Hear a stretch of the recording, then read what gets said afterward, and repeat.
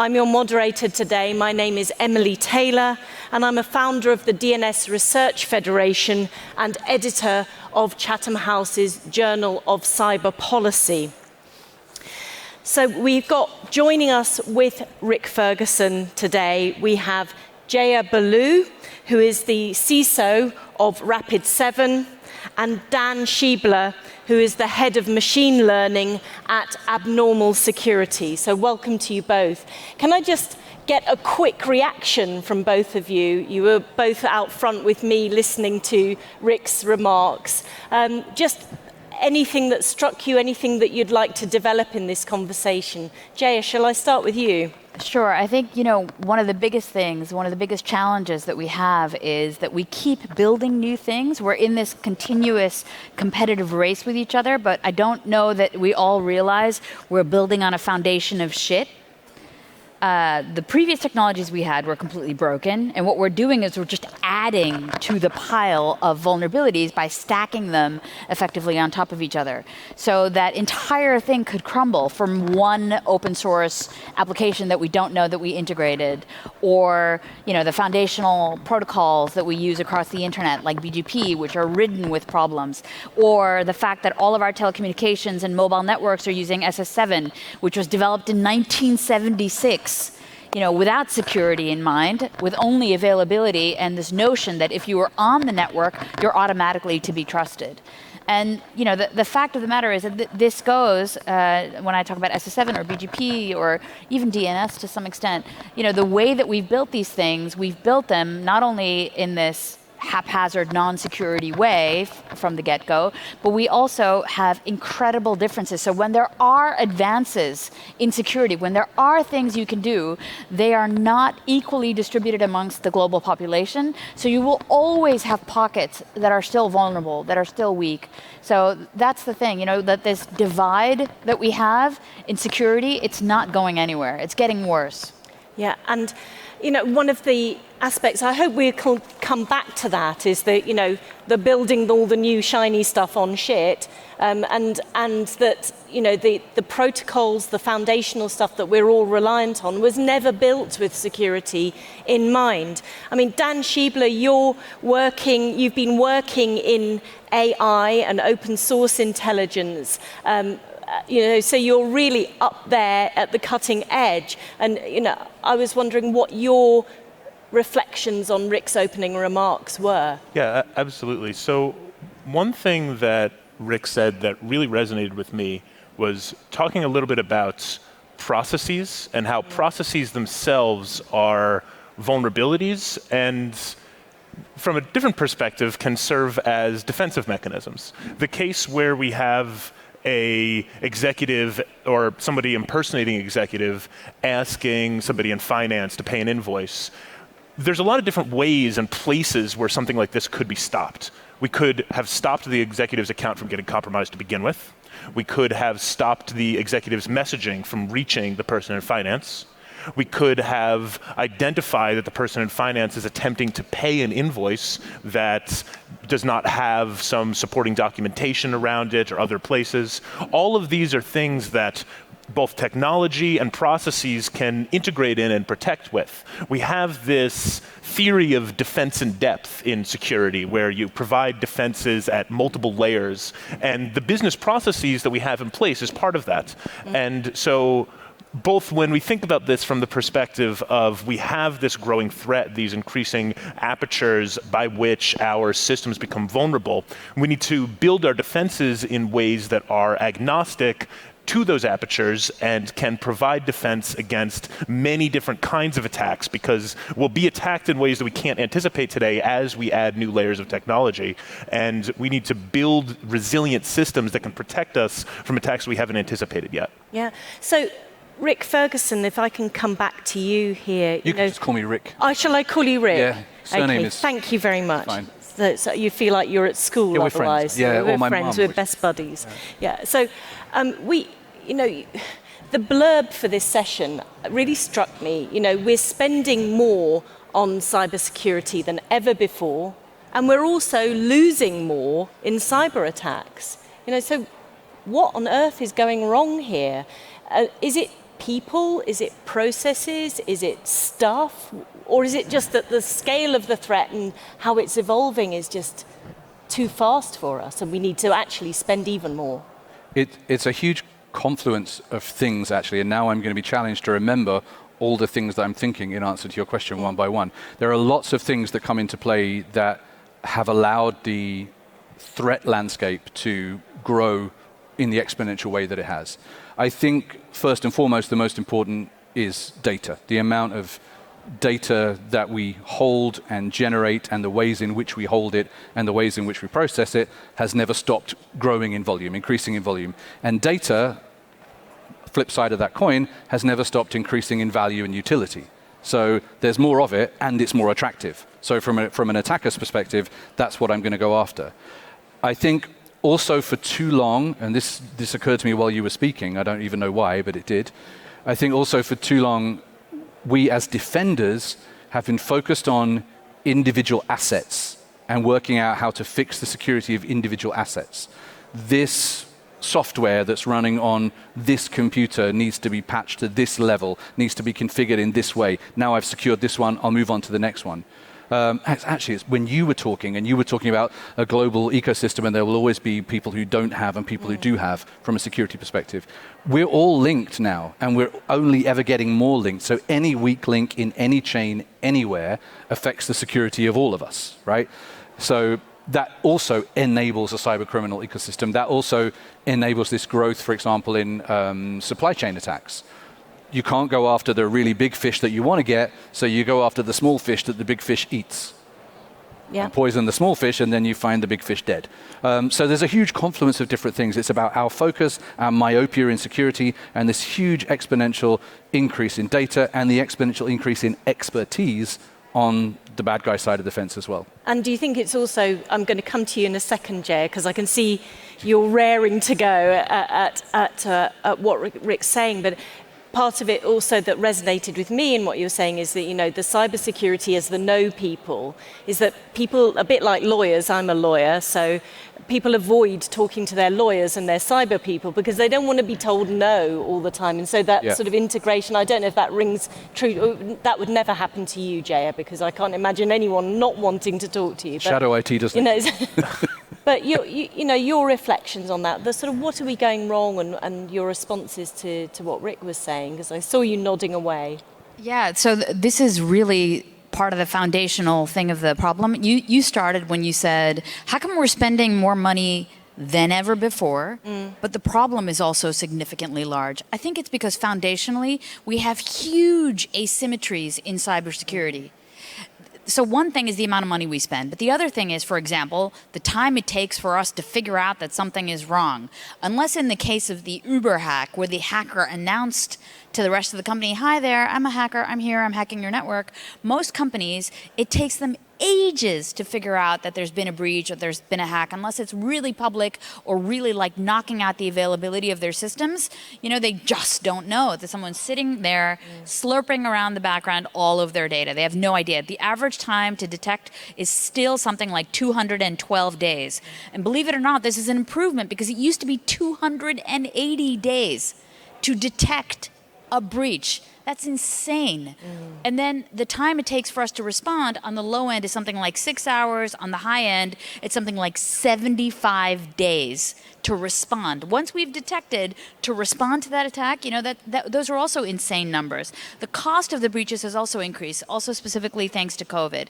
So we have these huge asymmetries at play all over the place. And I think the only way that we will try to stop those things and fix this, to Rick's point, I think we need something like a herd immunity, or at least the concept of a herd immunity, so that if you have a solution or a vaccine or whatever, that it cannot be unevenly distributed. It has to be evenly distributed to all of those weak points, because only then can you stop the evolution of those TTPs, tools, tactics, and procedures that would actually fundamentally keep hurting us, because they will keep evolving. Yeah, thank you. Dan, yes. So one thing I think that's useful to keep in mind when we consider the increasing costs of cybersecurity, both in terms of losses realized and money spent, is that there are other domains that mirror this pattern.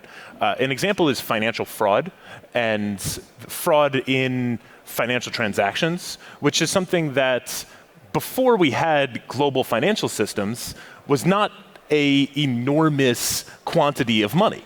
It was an amount of money that was substantially smaller relative to the dramatic amount of spend that goes both into paying out fraudulent everything and towards trying to prevent fraudulent actions. And the financial system has developed a number of very powerful defenses against fraud, utilizing a combination of regulation, technology, processes, tooling, education, and we expect to see something similar in cyber, both with the increasing complexity of software systems mandating an increase in expectation of loss due similar to how financial fraud has increased, and an expectation of increased effort and spend towards preventing further loss. So, Rick, you talked about MGM is very unfortunately currently under a ransomware attack, and you described the way in for that was a phone call, really a classic piece of what we would call social engineering. Yeah. You know, getting past someone, convincing them that you were somebody else and taking advantage, and then the whole thing shuts down, and you described that as a failure of process. I was interested that you didn't talk about the people being stupid, because that's often I hear in cybersecurity discussions again and again is victim blaming, the people are stupid. Why is that the wrong approach? It's definitely become, I was going to say it's a truism, but it's not a truism because it's not true, so I don't know what the right word is. But it's definitely a thing in the cybersecurity fraternity, sorority, peopleolity, that we all say people are the weakest link. And it's bullshit. It's absolutely not true. It's just a really convenient excuse. People are not the weakest link. If you have built an architecture, both IT architecture and a process architecture, that allows the mistake of one individual to take out your entire hotel and gambling estate through one mistake, then you built a shitty process and a shitty architecture. And that's where the problem lies, not with the person who makes the mistake. You need guardrails, you need backups, you need double sign-off, you need least privilege, you need processes that are designed to detect and interrupt exactly that kind of mistake, to protect, your fail-safes. It's always a process-related failing.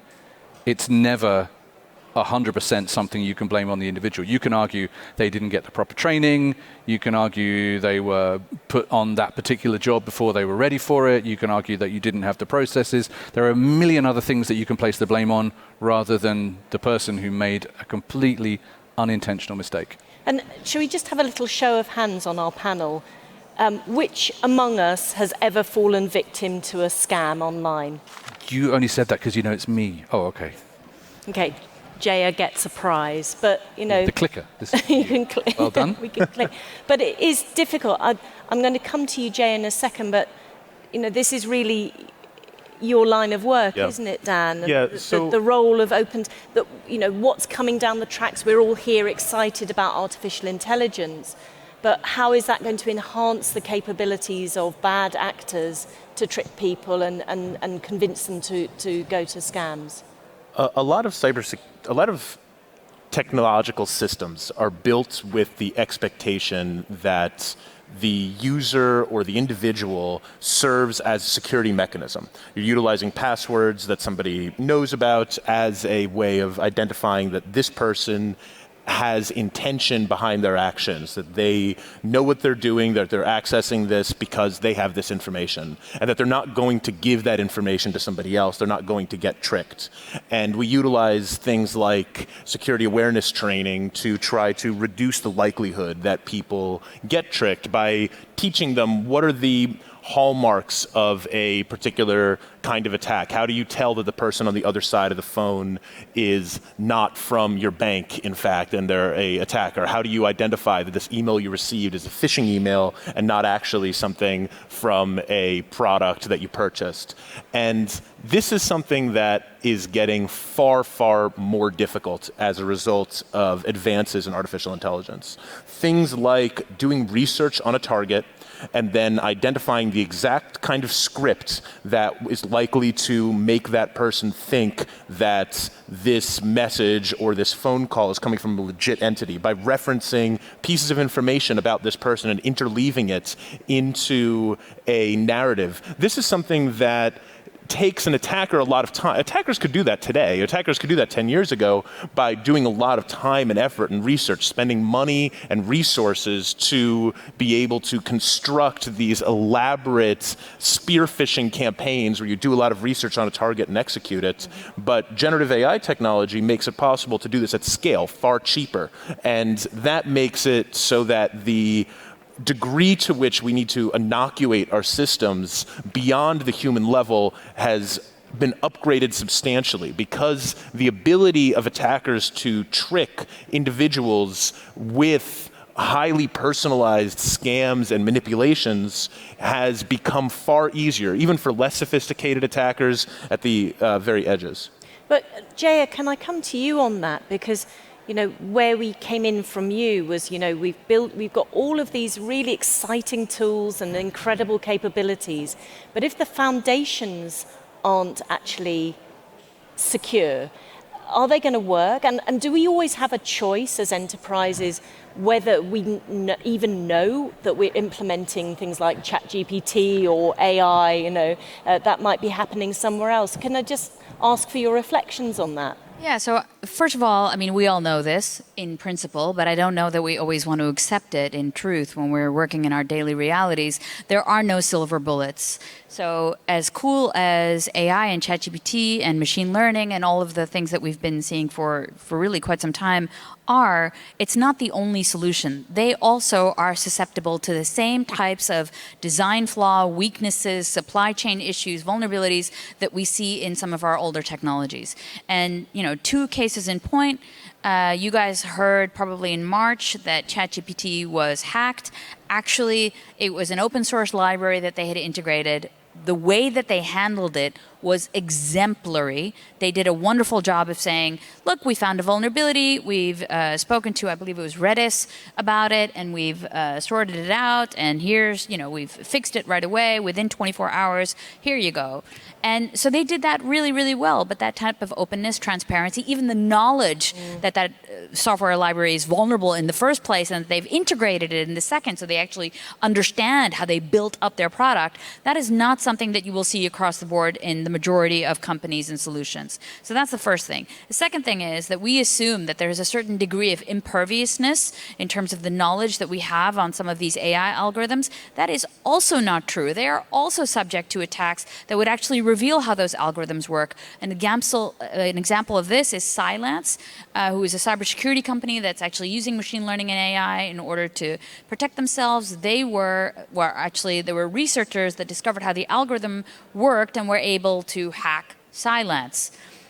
So I just want us to think, about this concept of the foundations may be wonky, but let's not add to the contributing to further broken tech. And what we should be thinking about from the beginning is secure by design. And because technology exists in all of these different layers, you might have one of those underlying layers that is unstable, and therefore you need to architect robustness and reliability in the layer that you are building on, and not introduce an additional layer of weakness.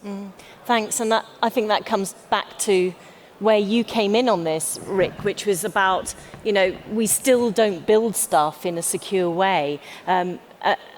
We've got about 10 minutes left on our panel, and I wanted to kind of shift gear a little bit and get us to sort of imagine our perfect cybersecurity future. And if you could just articulate what that would look like, and then we can maybe think about how do we get there. So maybe we could have a quick round from each of you about this is the future that I think we deserve. let's not the one we think might happen, because then we'll get depressed. Let's think about the future we deserve for cybersecurity, and then maybe we could think about how we get there. Okay. Rick? We're not going to fix tech. We're not going to fix people's blinkered fixation on the next big shiny thing, which currently is AI and machine learning, and it will be something after that. And it was plenty of things before that, like zero trust, and before that it was cloud, and the story goes on and on forever. So we're not going to fix tech, and we're not going to fix people's rush to adopt what's next and what's new and what's shiny and what's clever. So for me, the answer is just to rip it all up and start again. And I'm not joking. I don't mean rip up the tech and start again. That would be ridiculous. Although we're iterating on a shitty foundation and building things that are secure by design and do have security built in. Hopefully the next move is secure by default rather than just secure by design. So when you switch it on, it's already optimally configured. But in terms of security in the enterprise, which is what we're talking about, my ideal scenario is rip it up and start again. The security team within your enterprise is suboptimal, to say the least. Because one of the things that we always complain about with security is that we are trying to bolt it on to something else, right? Something is completed, handed over to security, and they say, fix this. So why do we have security as a bolt-on function in our business? That makes no sense. Security needs to be embedded in every line of business and in every function within the business. If you're a CISO in your position, your team is distributed. Right? You have security people who are part of the HR team, who do HR jobs, part of the development team, part of the sales team, part of the marketing team. So they understand the business initiatives, the business imperatives, and the reasoning why we're doing X, Y, and Z as an organization.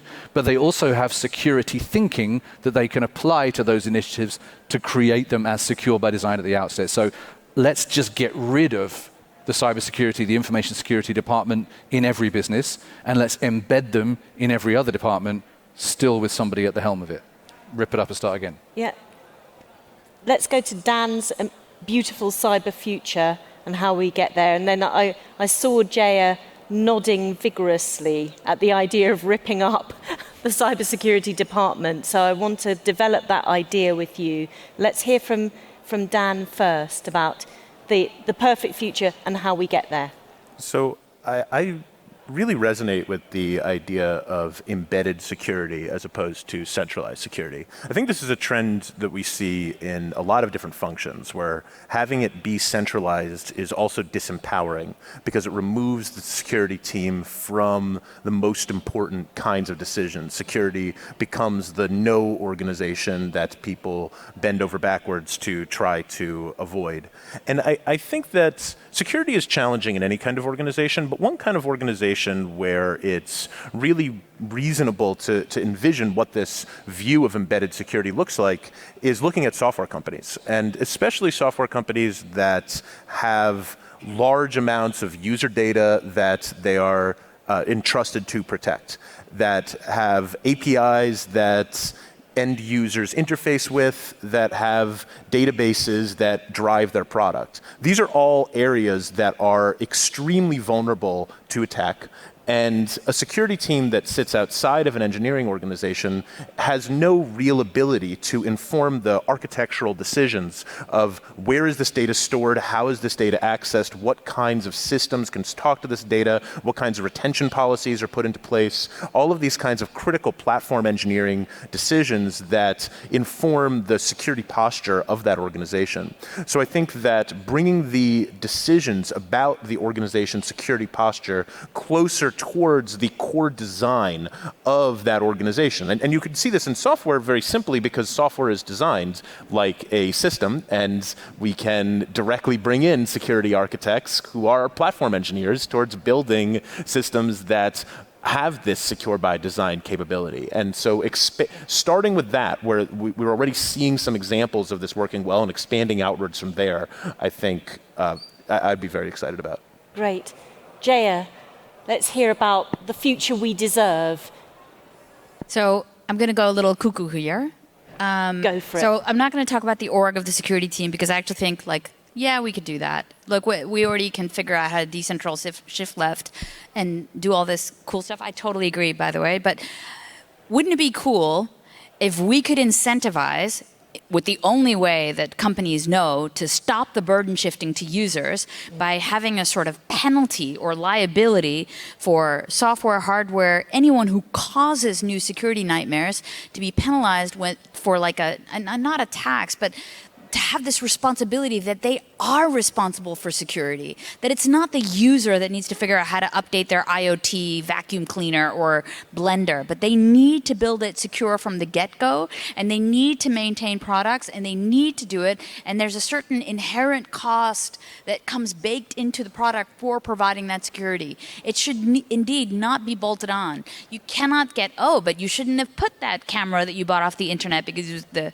cheapest on the outside of your network with no firewall. That's a bullshit excuse from a vendor that simply is not interested in protecting the user from indeed that single possibility that it can go wrong. Because if it can go wrong, it will go wrong. So a future where we have this kind of responsibility, imagine if we had this for climate as well. If you're a polluter, if you're producing any product where either in that production process or in that support process that product creates waste, you would have to pay for it. I think the same type of pollution holds true for security. If you create consequences, however unintended, that lead to this kind of security disruption, you are responsible for the cleanup and the cost. And if we have this incentivization, it's a different notion for how we innovate. That means we don't just innovate and see who gets there first. We innovate with thoughtfulness and consideration about how our products and services get used. So part of that, what I'm hearing from you, Jaya, is a role for regulation, actually. Because if one or two actors in the field voluntarily adopt those sort of measures, they're going to go out of business unless everybody needs to come up to the same standard. And so, one of the things I'm hearing from that vision is a role for regulation in some way. But I was very interested and wanted to hear from all of you, but keep the microphone, Jaya, because you raised it, is the idea of the asymmetries and how to reduce those asymmetries and get to the herd immunity that you were talking about globally, because this is global technology. And maybe just as the final thoughts from each of the panel, a sentence each on how do we get to that herd immunity, how do we reduce the asymmetries that we are currently experiencing? Go for it. Well, so one area that we didn't talk about, and I know we're not going to fully, but like quantum computing.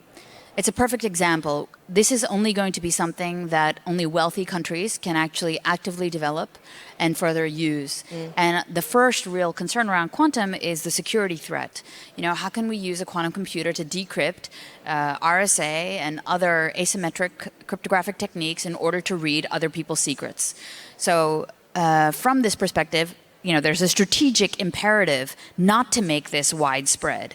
But why would we think ever that this is okay? Why would we ever think that not having accessible use to foundational technologies would be a sustainable development? Because security is going in the same way. Look at the patchwork quilt of security companies. Not everyone can afford it. If we really want to bridge this digital divide, security should be for everyone.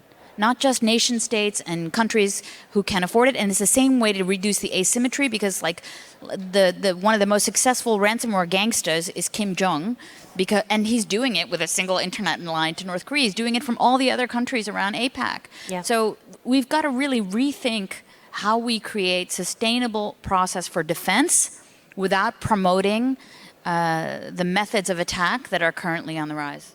Dan.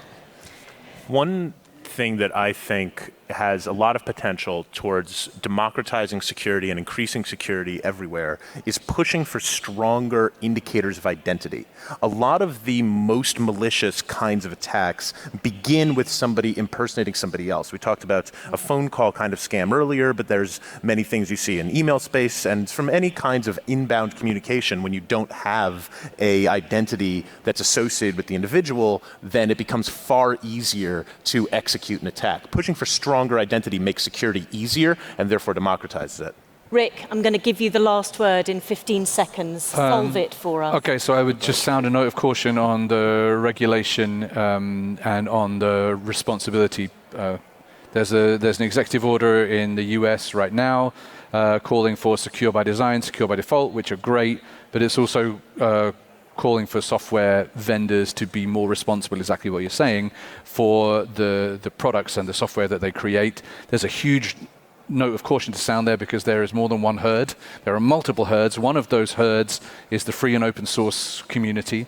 And if you start making the team of developers that's in single figures responsible for developing TLS, SSL, responsible for any bugs in their code as deployed by a million other vendors globally, then they're going to stop making that vital component that we all rely on. So we have to be very careful how we formulate regulation and who and how it applies. Otherwise, we lose the FOSS community, which is the foundation, the free foundation of everything that we do right now. Yeah.